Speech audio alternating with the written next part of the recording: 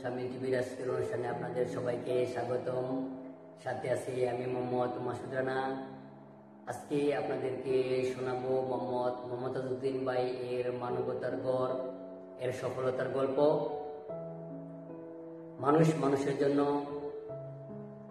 এই স্লোগানটি সামনে নিয়ে প্রতিষ্ঠিত হয় মানবতার গড়।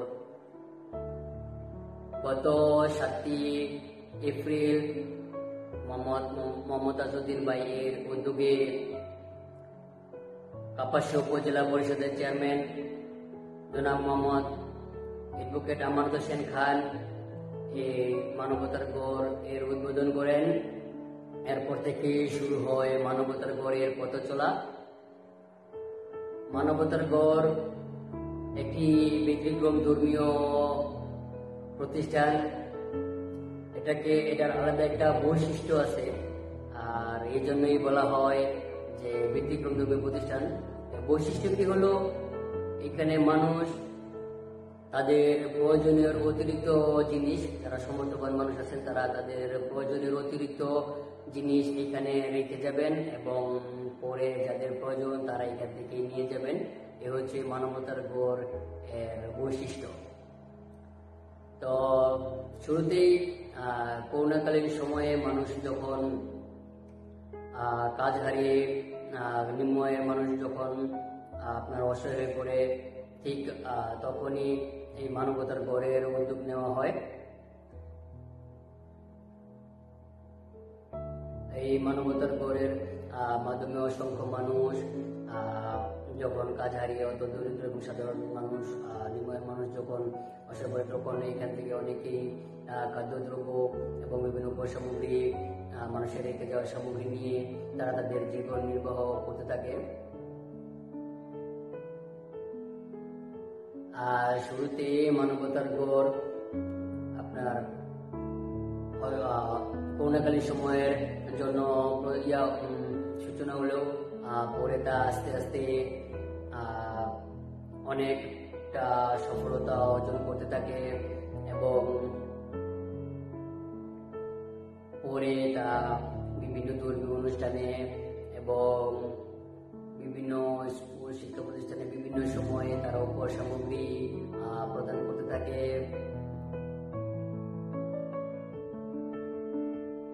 কাপাসিয়ার মানবতার ফেরিওয়ালা যাকে বলা হয়, কাপাসিয়া উপজেলা চেয়ারম্যান, তিনি নিজেও অনেক সময় উপস্থিত থেকে এইসব উপহার সামগ্রী প্রদান করেন।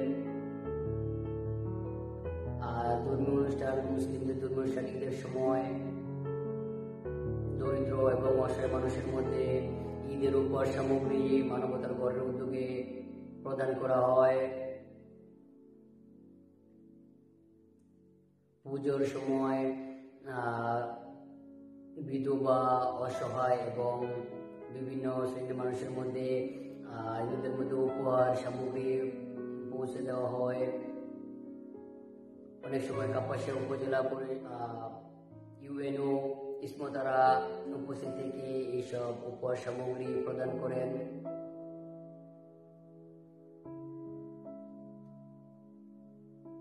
স্কুলের বিভিন্ন নিম্ন এবং দরিদ্র ছাত্রছাত্রীদের মধ্যে শিক্ষা উপকরণ, খাদ্য সামগ্রী প্রদান করা হয়।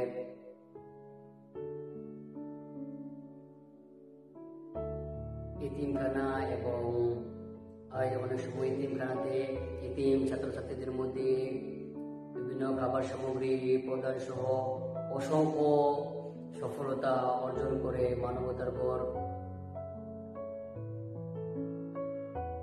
আস্তে আস্তে মানবতার গড় এর সফলতা সামাজিক যোগাযোগ মাধ্যম ছড়িয়ে পড়ে, তারপর আস্তে আস্তে তা বিভিন্ন গণমাধ্যমে প্রকাশ করা হয় এবং অনেক সময় বিভিন্ন নিউজ পত্রিকা এবং টিভিতে গুরুত্ব সহকারে এসব মানবতার গড়ের বিভিন্ন সামগ্রী প্রদানের চিত্র এবং অন্যান্য আনুষঙ্গিক বিষয় তুলে ধরা হয়।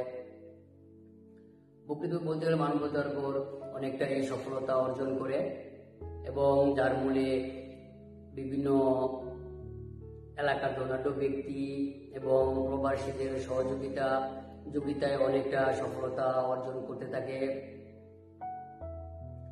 মানবতার গড় এর উদ্যোক্তা মোহাম্মদ উদ্দিন ভাইয়ের সাথে আমি কথা বলেছিলাম। তিনি বলেন যে কোনো সঠিক এবং সৎ উদ্যোগ নিলে তা বাস্তবায়ন করা সম্ভব। তিনি একটি মেসেজ দিতে চান যে তার এই উদ্যোগ যেন পুরো দেশে ছড়িয়ে পড়ে এবং মানুষ যেন এতে উপকৃত হতে পারে। তিনি বলেন যে যা আমাদের প্রয়োজন না তা যেন আমরা আমাদের আশেপাশের মানুষকে দিই, তারা উপকৃত হবেন। তিনি বলেন যে আমাদের একটু সহানুভূতি হয়তো দিতে পারে, অন্যজনের মুখে খাবার জুটিয়ে দিতে পারে। আসলে শিক্ষক বলতে তো আপনাদের সম্মান, শিক্ষকতাটা মুখে আসার সাথে সাথে আমাদের ভিতর থেকেই এমনিতেই একটা সম্মান চলে আসে। আমাদের মোহাম্মদ উদ্দিন ভাই পেশায় একজন শিক্ষক। তিনি আসলে আমাদেরকে অনেক কিছু শিক্ষা দিয়েছেন, যা আমরা এখান থেকে অনেক কিছু শিক্ষা নিয়েছি। তো আজকে এই পর্যন্ত ছিল মানবতার গড়ে সফলতার কিছু চিত্র। আপনাদের সাথে আবারও দেখা হবে অন্য কোনো সফলতার গল্প নিয়ে, অন্য কোনো অনুষ্ঠানে। এই পর্যন্ত সবাই